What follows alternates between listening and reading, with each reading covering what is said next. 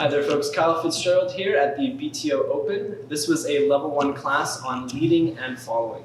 The general principle of this class was that West Coast Swing is a cause and effect relationship, meaning that there are a number of systems going on between the leader and follower to create equal and opposite reactions in the dance. So the first drill that we did involved the followers kind of folding their arms up like a genie, and the leader would present some kind of force or some kind of push, I should say.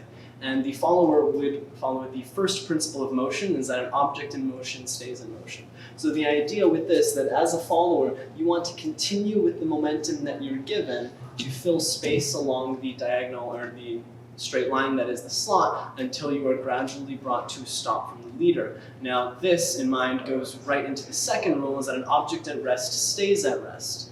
Right? So leaders, what they were doing was managing the momentum of the follower going back and forth, gradually increasing and then decelerating the follower going to a complete stop. Followers were being patient to allow the leader to move them and present the amount of energy that they want to continue, which together correlates into the third rule, is that for every action there is an equal and opposite reaction in this dance. So for every amount of momentum that is given, the follower will continue that momentum, and for every amount of momentum that is released or decelerated, the follower would respond to that accordingly.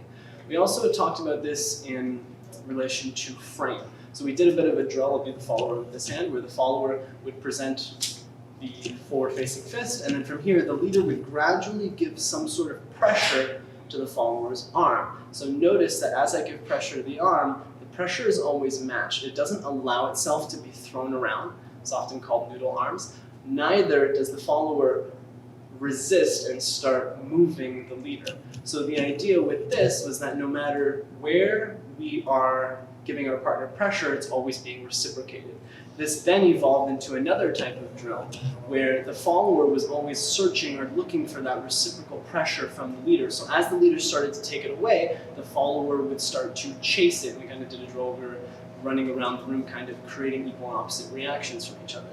So in conjunction, how does this work in relation to the dance? As a follower, I want to allow the leader to start my momentum into a basic, and I want to continue using those principles of motion up and down the line. As a leader, I need to manage the follower's momentum, gradually bringing them to the stop at the ends of the line, which works with stretch, and then restarting their momentum through the music, through the steps, to get to the other side, and thus start creating the dance itself. This then starts to branch into playing with the music and starting to create conversations with each other, where you can start to get musical while still being able to translate information to the partner through your bodies.